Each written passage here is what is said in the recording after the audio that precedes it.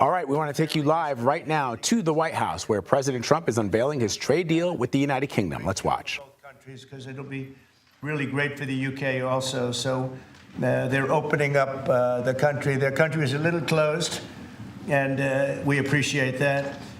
They'll also be fast-tracking American goods through their customs process, so our exports go to a very, very quick form of approval, and there won't be any red tape. Things are going to move very quickly both ways. The final details are being written up in the coming weeks. We'll have it all very conclusive, but the actual deal is a very conclusive one. We think just about everything's been approved.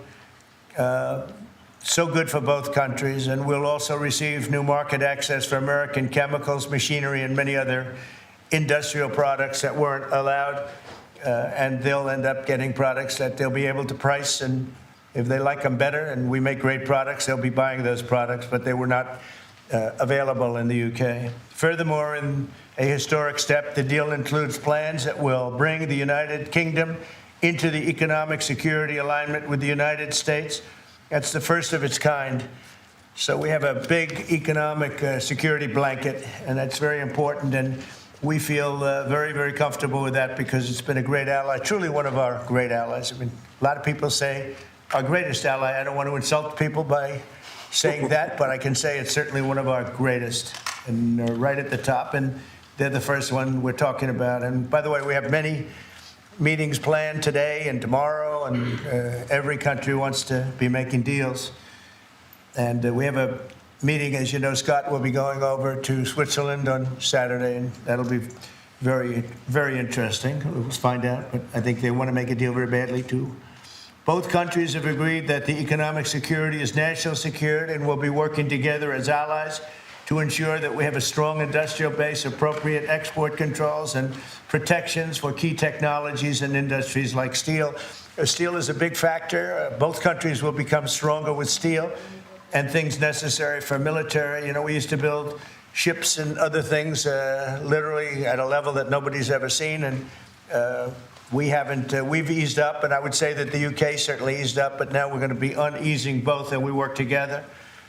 Once again, I want to thank Prime Minister Starmer. He's been terrific for his partnership in this matter, the special relationship and external bond. It's really an external and an internal bond between our two countries will soon be stronger than ever before, and we really do. We have a great relationship. I want to just say that the representatives of UK have been so professional, and it's been an honor doing business with all of them, and in particular the Prime Minister. And I'd like to introduce him now to say a few words.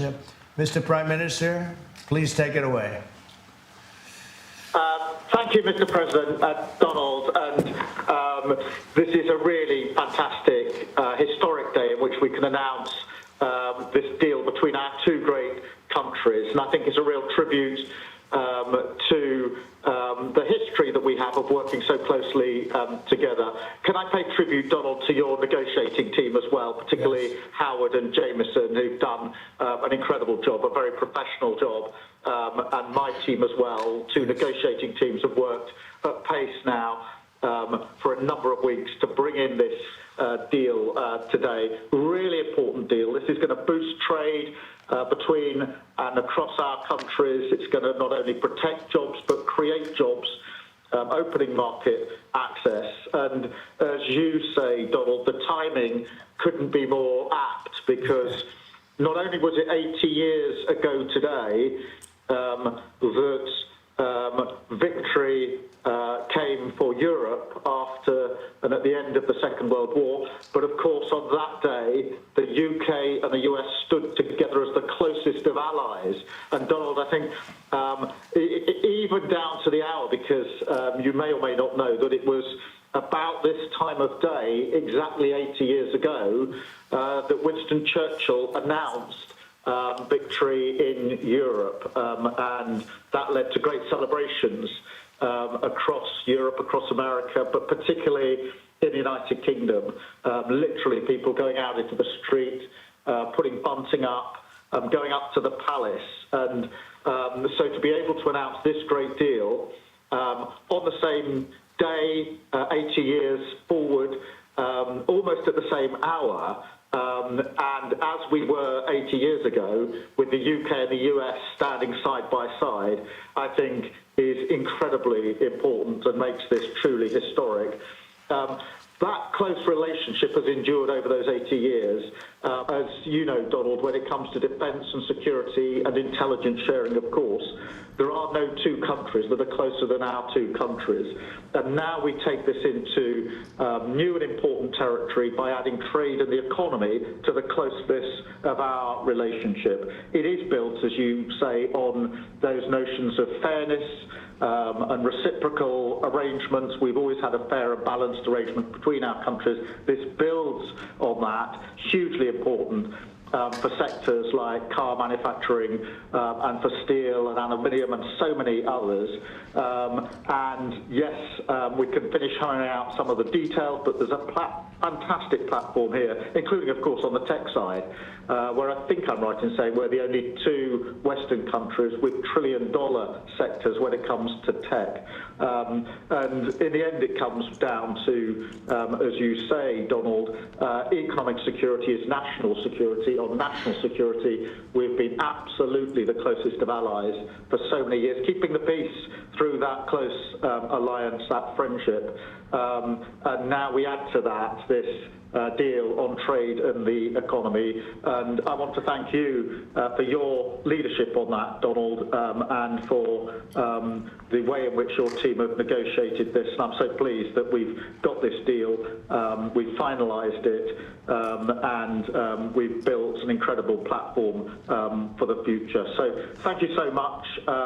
Donald, I'm now going to go and do a press conference. I think you have your press in with you. But on the details, I think if you've got Howard, we can deal with that through one of my team. That's great. Well, Mr. Prime Minister, thank you very much. It's an honor. We're going to have a continued, maybe a better relationship than ever before. You know, I don't know if the media knows, but the U.S. and UK have been working for years to try and make a deal. And it never quite got there. Yeah. It did with this Prime Minister. So I want to just congratulate you. Well, with this President, this Prime Minister, we've managed to achieve what many people have tried to achieve for many years. That's right. And I'm really pleased, and it feels completely historic and on a special 80-year anniversary as well. So, Donald, thank you so much. It's really good to have got this deal over the line. Tribute to both teams, tribute to our countries, and tribute to your leadership. Thank you. Well, it really is a great thing. And you go do your press conference, and I'll see you soon. Maybe speak to you later. But thank you very much. And an incredible thing. I can't tell you that for so many years, even as I sat, everybody talked and talked and talked about a deal with, it just seemed like a natural deal, but it was not done. But now it was done with us. So I feel very proud to have been a part of it. Keir, thank you very much. Thanks, Donald, and we'll speak again soon. Very good. So long. Bye.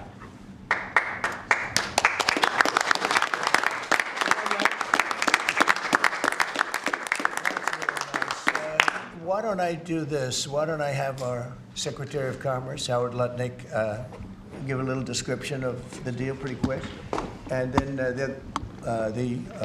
the good side, the very nice side, we'll be speaking about it also, maybe, from so you get a pretty equal. I think it's a very, it's just been a deal that was, we thought, very complicated. It became very simple. It's opening up the country that we really didn't have the kind of access to that I would have thought. I was surprised. I think it's why the deal never got done before. It was, you know, they've been working on this deal for 25 years.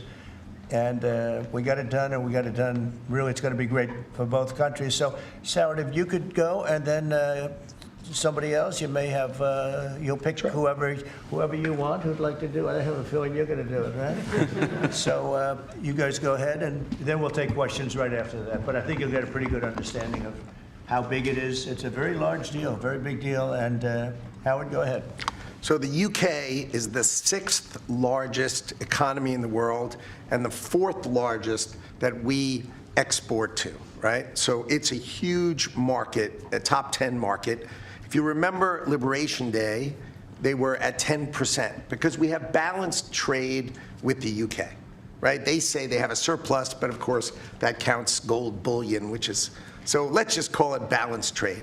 So how do you open up a market in balanced trade? People think it's impossible. They've always thought it was impossible until President Trump came on the scene and changed the way things work. So here's what we've got. We've opened up new market access, ethanol, beef, machinery, all the agricultural products. They've agreed to open their markets, and that will add $5 billion of opportunity to American exporters. So the question is, why would they do that now? Because they've never done it before. And we still have our 10% tariff on, which will produce $6 billion of revenue for the United States. So the idea was, how do they keep their jobs, protect their economy, and do the best for their people while opening the market? All right, you're watching the President of the United States and some of his advisors, including the Vice President of the United States, J.D. Vance, and the Commerce Secretary Howard Lutnick, describing the agreement that the President just unveiled with the United Kingdom in what he called a Liberation Day last month. I want to bring in CBS News Money Watch correspondent Kelly O'Grady to talk more about this. So there was something very key, Kelly, because although we did not see Prime Minister Keir Starmer of the United Kingdom, he was on the phone to President Trump, which might be the first time I've ever seen a president put another world leader on a speakerphone. I could be wrong about that, but at least in front of the cameras. But there was something that was important about what was discussed during this announcement, Kelly. Well, it's the modern day, Vlad, right? We just get on speakerphone now when we're doing trade deals. Yeah, you and I were actually just texting about this for viewers. I mean, there was a statement that the UK Prime Minister said. He said economic security is national security. And I highlight that because I think that is going to be a theme of these trade deals, because there's, a question here of, wow, these are our allies, and it's so important for us to have trade and access for our businesses, but also consumers to goods that are coming from other countries. But the national security piece, the U.S. being such a big protector on the world stage, I think that was underscored in that comment from the Prime Minister, and will likely play a little bit of a bargaining chip in future trade negotiations, Vlad. So let's see if we can, Kelly, while we're talking, put up the market numbers and see how the stock market is doing. And let's talk about what this could potentially mean for those of us here at home, specifically American consumers. So the market's sort of relatively unchanged from when you and I spoke earlier at the top of the hour, Kelly. I know that this is good news, but it is, again, the United Kingdom, the special relationship that we've had with the UK remains intact. It's interesting to hear Howard Lutnick talking about beef that is going to go. I don't recall the United Kingdom agreeing to take in American beef. The UK and the rest of Europe have always had problems with the kind of beef that we sell, the kind of beef that we consume, which is full of steroids and other things that they don't want in the UK. But Lutnick seems to indicate that may change. What are you hearing about how consumers are going to feel or not feel the effects of this announcement? Yeah, I'm looking at the markets too, Vlad. I'll just underscore a point that you make. We're actually pulling back a little bit from where we were earlier today. I mean, again, we weren't up significantly, but just a little bit. On the consumer front, I mean, the conversation is ongoing, so maybe there have been details that I haven't heard, but the sort of headline was very vague, right? We're doing a deal, but there weren't a lot of specifics. I think the thing that stood out to me, though, is that businesses in the U.S. may benefit from this. You were just mentioning beef, but I have a few notes here. I wrote down billions for increased markets access for American exports, so especially agriculture. And Howard Lutnick, the Commerce Secretary, mentioned ethanol. So this is something that, corn and whatnot is a big ingredient into ethanol. That's something that I know from talking to farmers. They have been seeking more access to international markets. So the consumer front, it's hard to tell about where these tariffs stand. Again, this is an ongoing discussion right now where this news is breaking, but it does seem that U.S. businesses will have more access to markets in the U.S. than they've had before. All right, Kelly, thank you very much, my friend. We are going to head back to the Oval Office. Kelly will also be watching, as will our partners in San Francisco, who will pick up the coverage after that press conference that the president hinted at. Stick around for that. I mean, the UK negotiators, we've got one right here. did an incredible job, right? This is why you win wars, right? When you act like this. And the ambassador, he knows more about trade than a lot of us here based on his background. And I would say on this deal, Mr. President, what we've shown is that it is time to change the way we do trade. People said we couldn't do a global tariff. We did a global tariff. They said no one would want to deal with us. People want a deal. They said no one give offers. You saw that stack of offers I showed you yesterday of all those countries. Said we wouldn't get deals, and here we are with a deal with the 6th largest economy. We've agreed to have fair and reciprocal trade, and we've done it in record time. Thank you very much. Sir. Great job. Thank you, sir. Mr. Ambassador, please. Well, Mr. President, thank you very much indeed in hosting us this morning. And thank you very much indeed also for that very typical 11th hour intervention by you with your phone call to the President, demanding even more out of this deal than any of us expected. So thank you for that. The Prime Minister was delighted, obviously, to take that call late at night. But you took it to another level, and I think the point I would make is twofold. One is that if we're going to rebalance and rebuild international trade in a way that serves all our interests, then we're better doing that together than separately and apart, and that's what we're on a mission to do. But secondly, you've done what you said you would do. You said to the Prime Minister when he came and we visited in the Oval that you would do a good trade deal with the United Kingdom, that you would do it at pace, and that we would be first. And you have delivered that. You've been true to your word. So thank you very much indeed for that. For us, it's not the end. It's it's the end just of the beginning. I mean, there is yet more we can do in reducing tariffs and trade barriers so as to open up our markets to each other even more than we're agreeing to do today. But it also provides us with the platform, the springboard, to do what I think will be even more valuable for both our countries in the future, and that's creating a technology partnership between the United States and the United Kingdom so that we can harness science and technology in order to create future industries and future jobs, and to do that together in the way we work so closely already in the national security and defence area. We can just take that to yet further areas of science, enterprise and endeavour. So we're looking forward to doing that in the coming months. You've launched us extremely well today. It just, in my view, as the Prime Minister has said, just shows what two countries who trust each other, who are confident in each other and are familiar with each other can do, not just for ourselves, but for the rest of the world who need to benefit from a bigger and better international trading system. Thank you very much. It was beautifully stated. What a beautiful accent.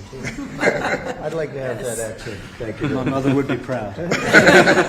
Thank you very much. Any questions? James Matthews from Sky News. Yes. Can I ask, why Britain and why now? And you've described this deal as a full and comprehensive deal, and yet we've just heard from Mr. Mantle said it's the end of the beginning. Clearly, there's much more work still to do. Yeah. With respect, are you overstating the reach and significance of this deal because you're a president who needs a result at a difficult time? I think that it's a great deal for both parties. It's for us. We're opened up. I didn't know how closed it was. Quite closed, the market, as you know, the UK, and it opens up a tremendous market for us, and it works out very well, and a lot of assets. You see the chart, and those are tremendous assets. But we've been trying, and when you say why us, meaning your country, we've been trying for years, and they've been trying for years to make a deal, including when I was in the, first term. It would always be people talking, but they weren't getting it done. But for 25 years before that, they were trying always to make a deal, a very significant deal. I actually, until I looked at the numbers, I didn't realize this is a very conclusive deal, but we think we can grow it even from that. But this is a maxed out deal, not like you said it. You said it really incorrectly. This is a maxed out deal that we're going to make bigger, and we make it bigger through growth. But we have tremendous assets involved. I was surprised to see how big your country is in trade, actually. You know, one of the biggest in technology and so many other things. It's agriculture. I really didn't know. It's depending on your definition, it's from 4 to 5 to 6. That's pretty big in the world. So I was very impressed by that. But we're going to take it to new levels.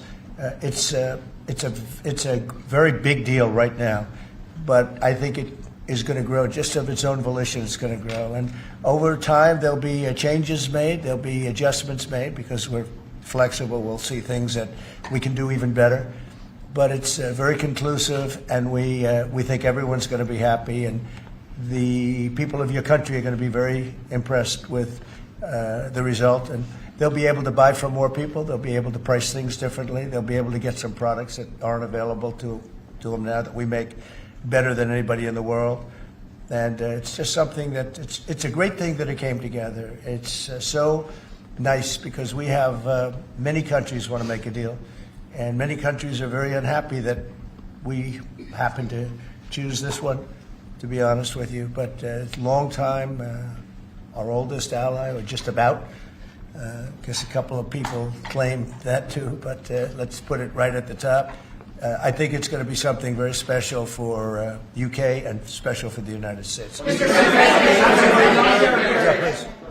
President. Reagan Reese with the Daily Caller. How close are you to more deals, and when do you expect the next to be announced? Well, very close. We have numerous deals. I know Howard's going back as soon as this is finished, your press conference. He's got numerous. And Scott, who's right over here, who's fantastic, by the way. You were great on television this morning. I watched you. That was he gave them a little lesson in the world and economics. But Scott's going to be going to Switzerland, meeting with China, and they very much want to make a deal. We can all play games. Who made the first call? Who didn't make the? It doesn't matter. It only matters what happens in that room. But I will tell you that China very much wants to make a deal. We'll see how that works out. Every country throughout the last 40, 50 years has literally ripped off the United States on trade, on military, on protection, on all the different things. And we are now making fair deals. And in this case, it's great because we really weren't very much involved. You have the European Union, which is, I think you made the right decision years ago. I don't know if you remember, I was opening up Turnberry the day that you were voting. And they asked me, would it happen or would it not happen? I said, no, I think they're going to go their own separate way. I think it's better for them.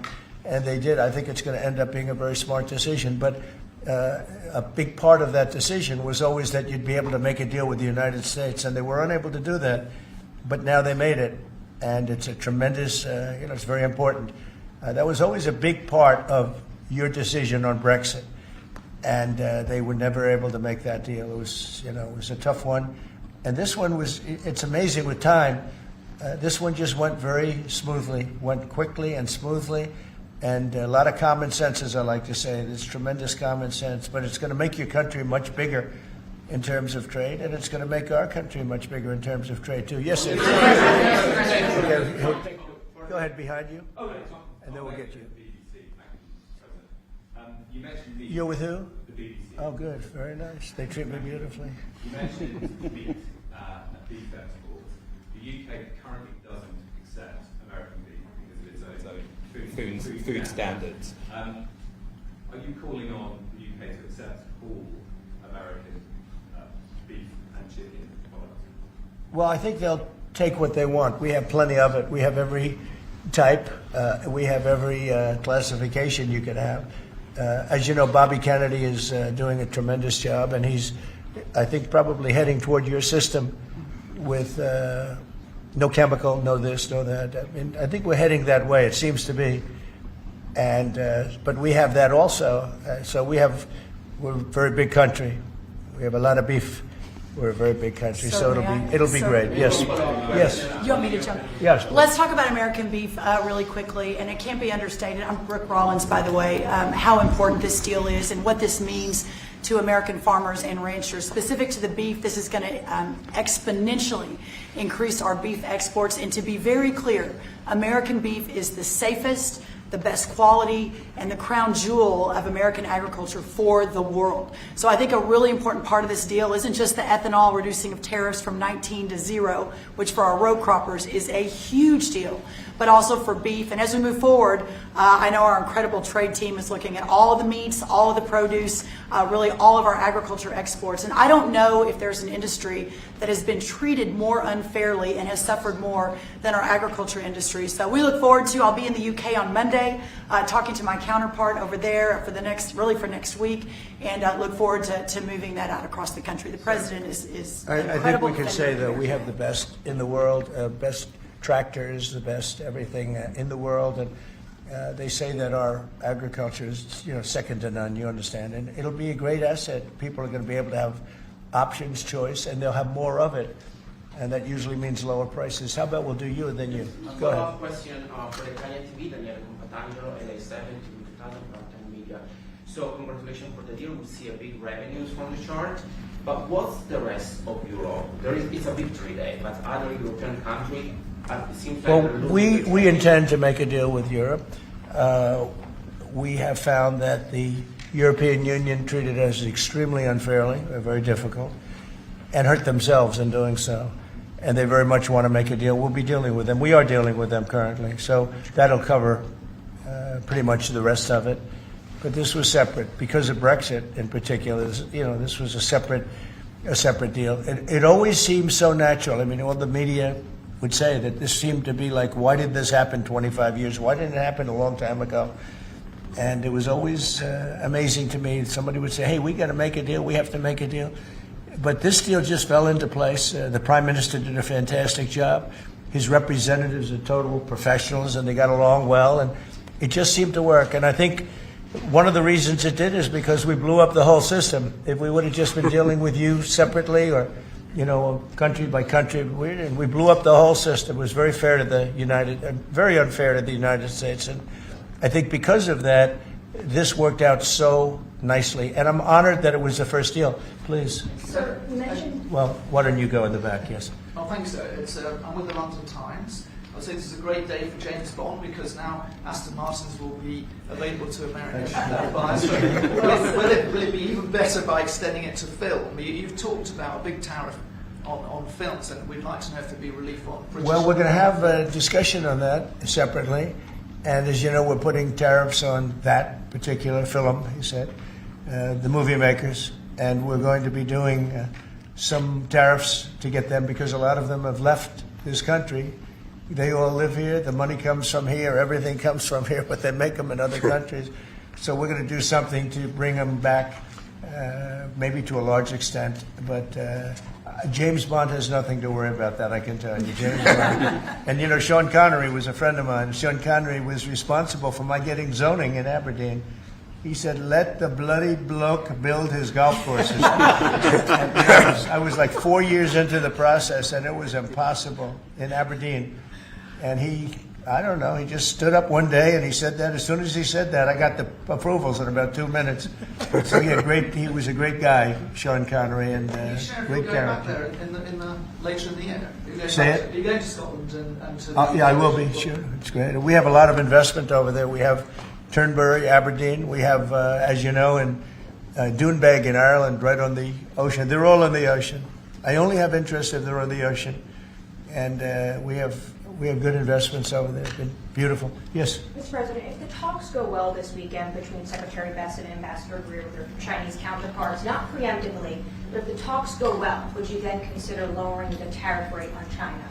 Well, it could be. I mean, we're going to see. Right now, you can't get any higher. It's at 145, so we know it's coming down. I think we're going to have a very good relationship. I always got along very well with President Xi.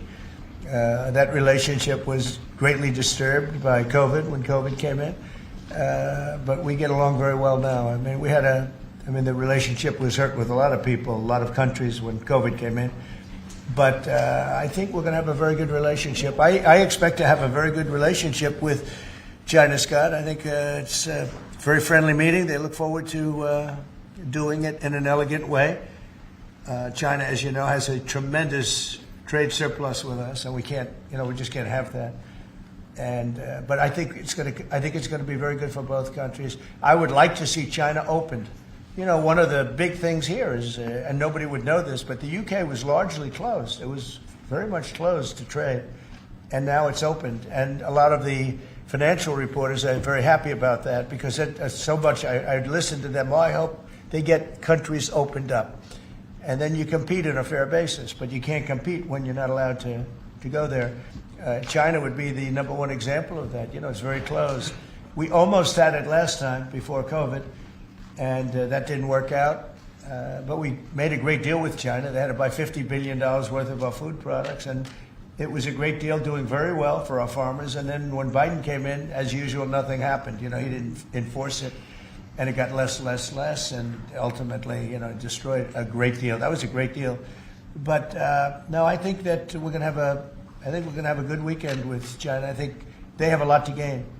I do think they have far more to gain than we do, in a sense. But we're going to have a very, very good weekend. Will you speak to Xi after the weekend talks? I might, yeah, sure, depending on what Scott says. We Scott is doing certain countries, and Howard's doing certain countries.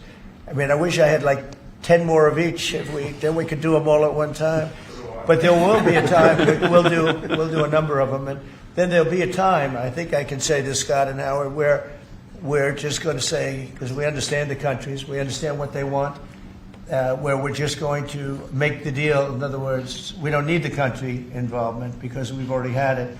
And we'll say this particular country, which had big surpluses, let's say, we had therefore deficits, that this particular country is going to pay a 25% tariff or a 30% or a 50% or 10% or whatever it may be. I think we should explain it now, Howard. One of the things we did here that we'll rarely do is on cars, we took it from 25 to 10 on Rolls-Royce because Rolls-Royce is not going to be built here. I wouldn't even ask them to do that. It's a very special car, and it's a very limited number too. It's not, one of the monster car companies that makes millions of cars. They make a very small number of cars that are super luxury, and that includes Bentley and Jaguar. So we have some very special cars. So in order to help that industry, and that's really, handmade stuff, and they've been doing it for a long time in the same location. And I said, yeah, that would be good. Let's help them out with that one. But that's different than a car company that comes out and makes millions of cars, which they'll be doing in our country. They're going to build. We have many factories, car plants being built or going to be built very soon. I think we can say that we'll be close to $10 trillion of investment. I think we're actually at that number now if you add up some of the ones we haven't heard about yet. I mean, we have some going up right now. They have plants going up, and they haven't even spoken to us. They're doing it because of the tariffs. And tariffs have always been used against us, and I never understood. I used to sit back. As you know, China paid hundreds of billions of dollars in tariffs when I was president. But until then, China never paid anything. And, they really did a big number on us from the standpoint of trade. But we are using tariffs now for our benefit. And we have now close to $10 trillion. Think of that, $10 trillion. If you look at the past administration, and we're talking about over, essentially 2 months, because we could say 3, but it took a little while to get the office in perfect shape, right? It took a little while to get things done. But once we started, when you think of that, close to $10 trillion of investment, you've had years where the United States wouldn't do that wouldn't do $1 trillion in a year, wouldn't do anywhere near $1 trillion. We did $10 trillion in 2 months. So it's amazing what's happening. We're getting calls from, and that has to do with chips, has to do with cars. We used to make chips. We had Intel, and we used to make chips. We had a monopoly on chips. Everything was made here. And now, over a period of years, because of presidents that didn't know what they were doing, they allowed that business to be stolen from us. Most of it moved to Taiwan. And you probably were in the same position, right? Because you had a lot of the chip-making capacity, but they moved it in. And if we would have said, that's fine, if you want to move it to Taiwan, that's good, but if you want to sell back into the United States, we're going to put a 50% or 100% tariff on, they would have never left. But we had people sitting here that didn't understand that, and it's too bad. But now they're coming back because I'm saying it about 40 years too late. But they're coming back. As you know, we have the biggest chip makers in the world spending, in one case, $300 billion, in one case, $500 billion, same as Apple, and in another case, $200 billion. And we're going to have a large share, very, very substantial share of the chip-making market. You said that this weekend is going to be a friendly visit, but do you expect that it will just be a formality to break the ice, or are they going to get into substantive negotiations? I believe so, yes. I believe it's substantive, yes. I think people like to say, yes, we're having a meeting to meet. Well, we're meeting, so what are we going to do, talk about meeting again? I think it's going to be substantive. I think we can say that, right, Scott?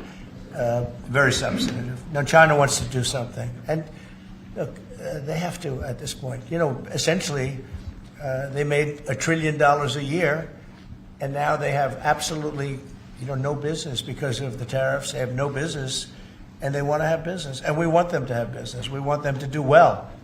We want them to do very well. So I think it's going to be very substantive. Because business has slowed down, as you mentioned. In China.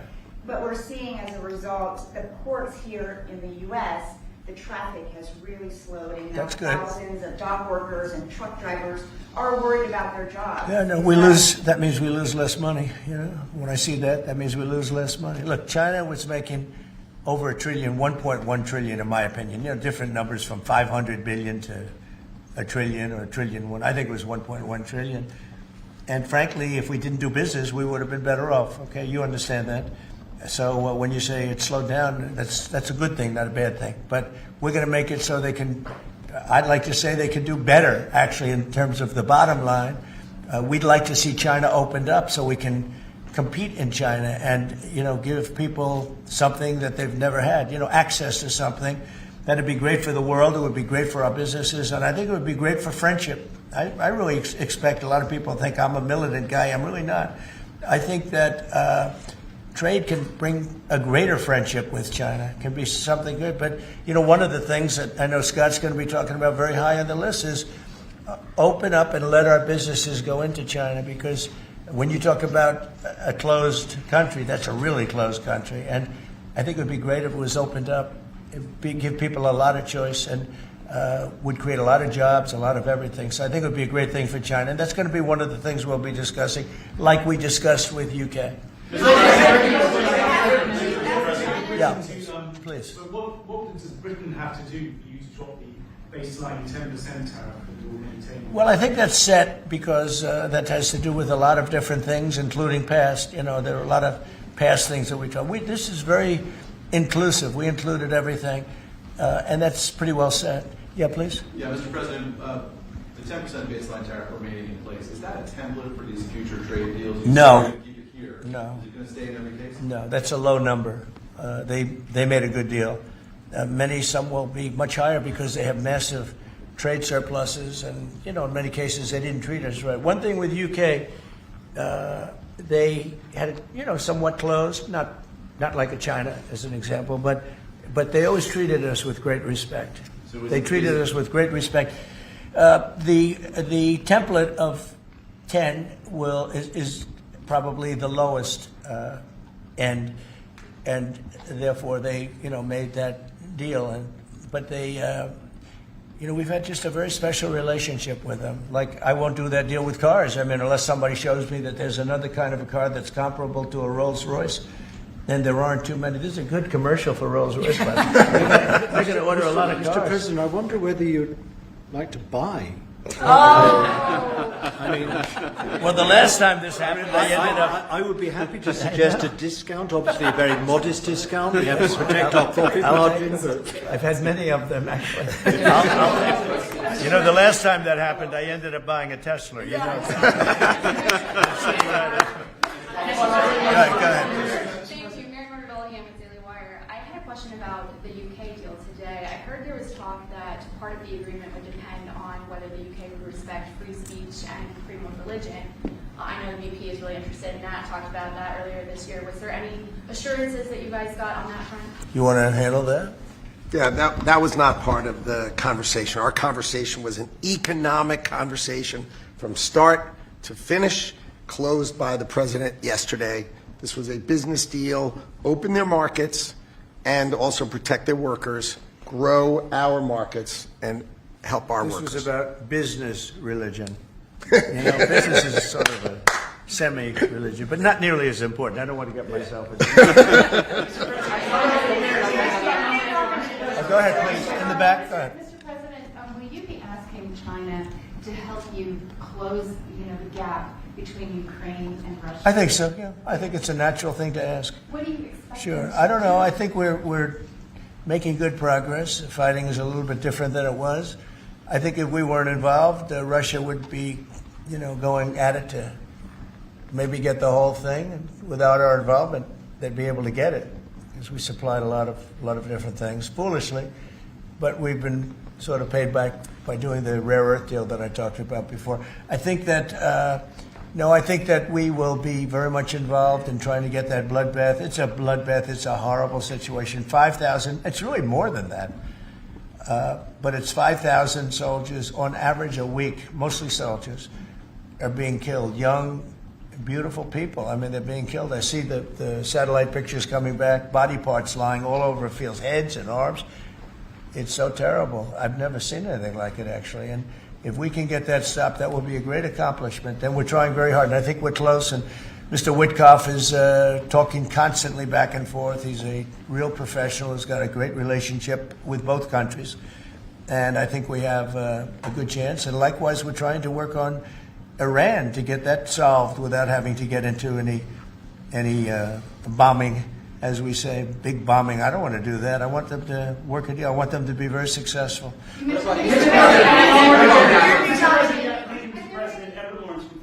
Yes. On the non-market barriers, how did you get the UK to bend, and what was the 11th hour deal or ask? Well, I think it was really just a part of the overall. I mean, they have so many things that are so good for them. It's going to be so good for the country. And that was sort of easy. It wasn't, we had non-market, I call it non-market or non-monetary trade barriers. And we had quite a few of them, not nearly as bad as some countries. Some countries have, they have virtually no tariff, but the rest of it is so brutal you can't do business with them, right? So it's a very important question, actually. No, I think the overall deal just worked out very well from their standpoint. They were willing to give that in order to get other things, and you might want to speak to that, Mr. Ambassador. Look, the point about the deal is that we will continue reducing tariffs and non-tariff barriers. This is a continuing picture. It's a movie. It's not a still picture here. It's a movie. Yeah. It continues. And we're both committed to freeing up trade between our countries. We're both committed to freeing up investment between our countries. And the point about this deal is that it provides a very good template and a very good launch pad for what we can continue to do and build on in the future. And that's what we're both determined to do. Many of the that's between us. Many of the we'll keep it confidential. Yeah, how about just one more little thing, right? It got the deal closed, and it was handled very well from the other side too.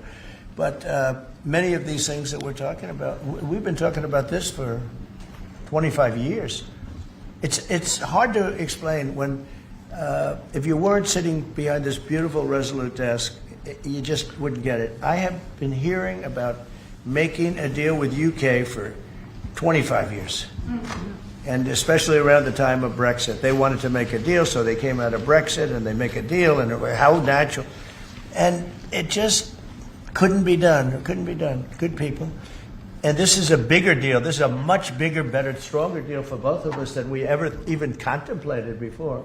It's a big deal. Virtually everyone said that it would end in failure, it would end in tears, and it's ended in exactly the opposite. Yeah. But, Mr. President, can I say that that is due to Secretary Lutnick and Ambassador Greer, who've been absolutely fantastic. But yesterday I received a call, a very diplomatic call that just edged things over the line, and that was from your new ambassador. in the United Kingdom. Who is terrific. Right? Warren Stevens, he's here. Where is Warren? Right here. Hello, Warren. He's flying to London tomorrow night. He's going to be very popular with the British people. He's going to be a very successful ambassador.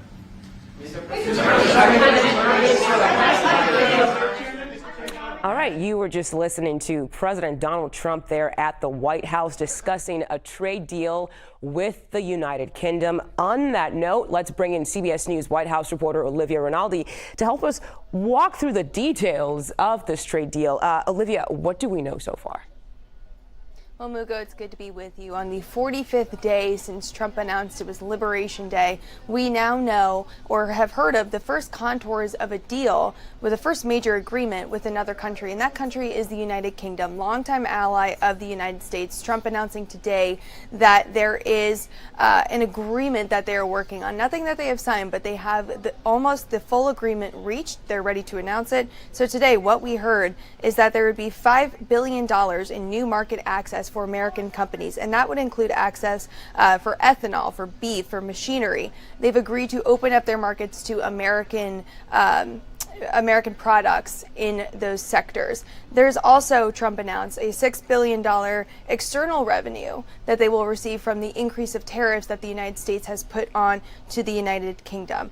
So this is the trade deal that they have worked out. That 10% tariff remains on, but there is greater market access for U.S. products in the United Kingdom. Secretary Howard Lutnick also announced that they will allow Rolls-Royce engines to be sold to Boeing planes here in the United States, and that will happen for free, that those parts will be allowed to sold. Now, that's something that the United Kingdom, it's one of their top exports, I should say, is engines, is particularly Rolls-Royce engines, not only for cars, but as well in planes. And Secretary Lutnick also said there will be a $10 billion purchase today of planes from Boeing from a particular airline in the United Kingdom, but he did not specify exactly what airline it was. We'll leave that up to us to speculate what it could be.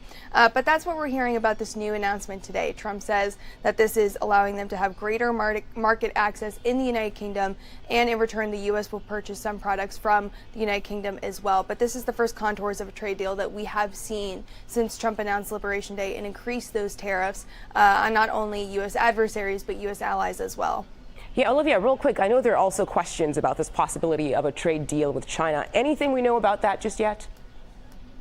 Well, we do know that the first conversations will happen this weekend in Switzerland. This was a big deal. We heard on Tuesday that Secretary Bessent and U.S. Trade Representative, Jameson Greer will head over to Switzerland later this week, and there they will meet with their Chinese counterparts to have the first high-level conversations about what these tariffs and the trade negotiations could look like between the two countries. Now, Trump was asked in the Oval Office specifically about the tariffs and if they could come down. He said they couldn't go any higher because they're already at 145%, but he said he thinks they could potentially come down. That was quite newsy that he said in the Oval Office there, and he said that these negotiations, he doesn't want to get ahead of them, but they will be significant because they are the first time that these two countries are talking, and it's not going to be a conversation, as Trump said, to just have a conversation. There's going to be substantive talks happening about specific parts of their economy that the U.S. would like to see China open up